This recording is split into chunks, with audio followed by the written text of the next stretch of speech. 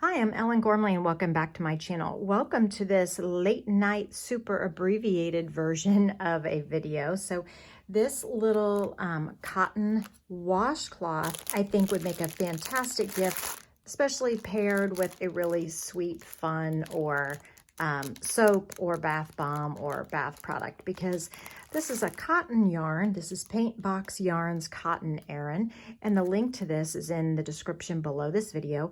And I've used, it took me obviously about, I could probably make 2 out of this, maybe even 3 of these big face size, hand size washcloths. So cotton is very durable. This is a really soft one.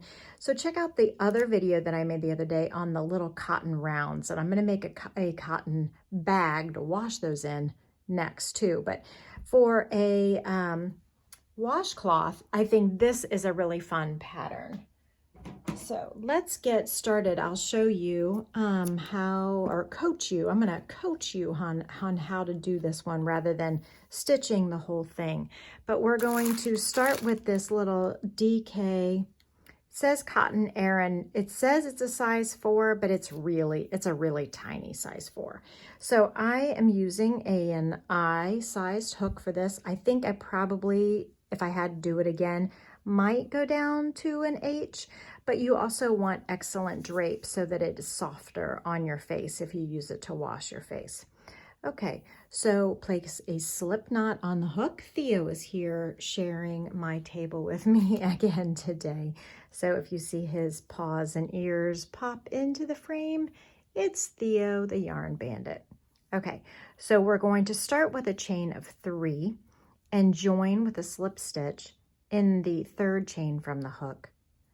And we're working on a multiple of 8. So this is basically an octagon, 1, 2, 3, 4, 5, 6, 7, 8. Okay, so everything that we do will be repeated 8 times. So if we were to read our pattern or read our stitches, we're starting with 8 double crochet in the center. We can actually count them.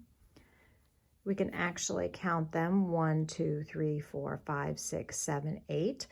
All of my beginning chains for this pattern are just chain 1s instead of a chain 3. So even though we're doing double crochet, I like to just chain 1 and then do a double crochet rather than the chain 3 starting the stitch. So we're making a little ring. It's a tiny little ring, but we will place 8 double crochets there. I'm chaining 1, remember, because that's the way I like to do it.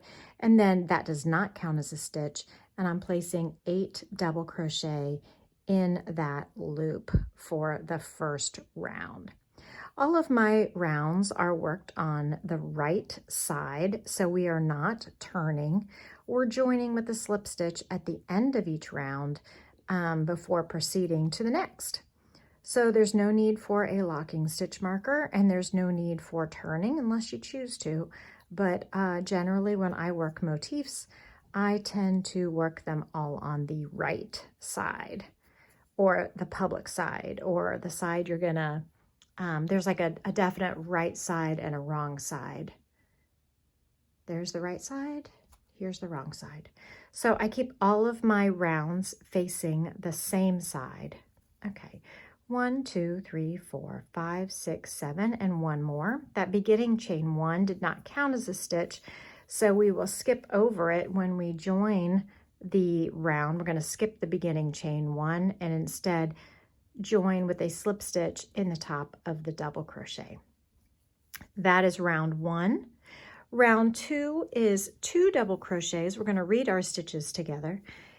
Remember, since it's 8 sides and it's repeating the exact same thing, it's symmetrical all the way around, we really only need to know how to make 1 wedge, and we'll repeat it all the way around. So if we have 8 stitches, and here we have 2 double crochets, there's a chain 2. So the 2 double crochets, chain 2 is what is repeated 8 times.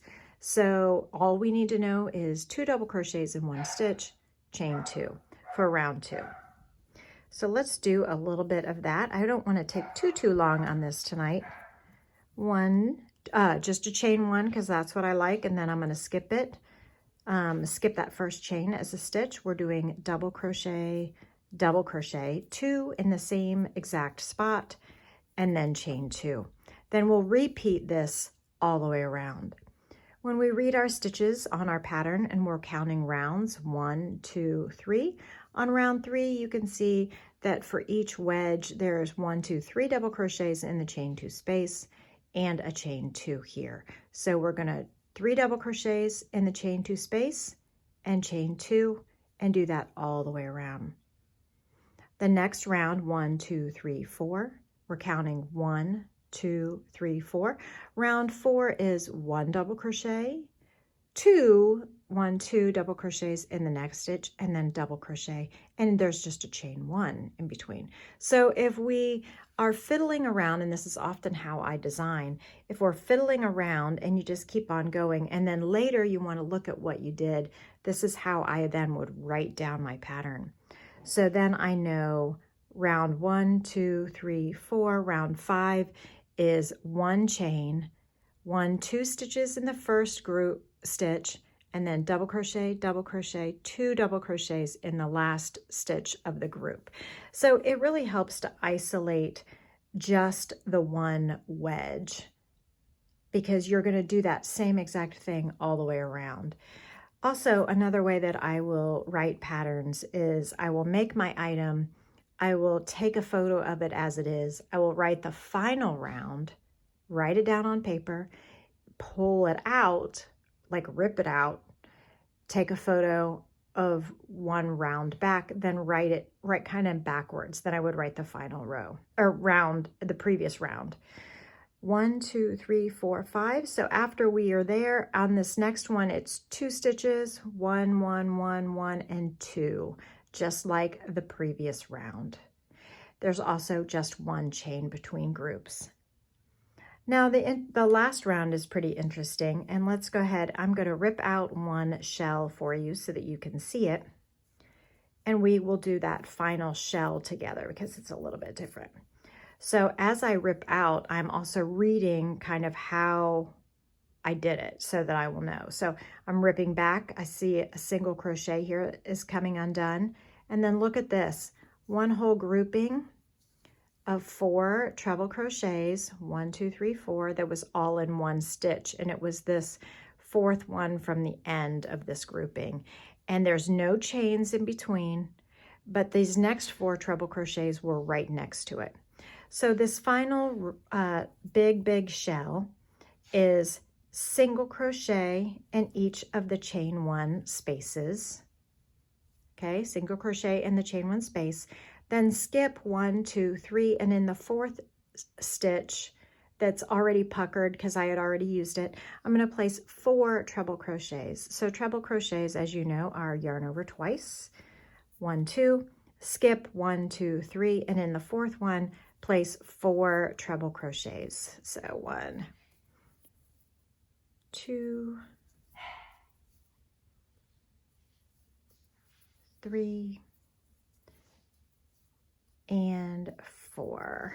So, and then in the next stitch, we will place 4 more treble crochets in the next stitch so that this shell spans feet that go in 2 stitches that are side by side, and then we're skipping a few stitches and single crocheting in the chain 1 space, and that's what creates this big shell looking thing around the edge, petal even, but it actually uses the 2 stitches there. So then we're going to skip 1, 2, 3 stitches and single crochet in the chain 1 spot. Okay, and then the beginning of the round is right here.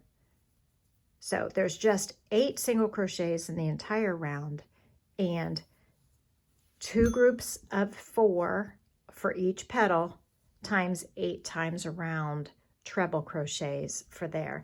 Then we'll fasten off and weave in the end and make sure it's nice and soft. Maybe wash it with some baby or sensitive skin type gentle laundry soap, and pair it with a really pretty little cute bar of soap, and it's an awesome holiday gift that you can whip out in no time flat.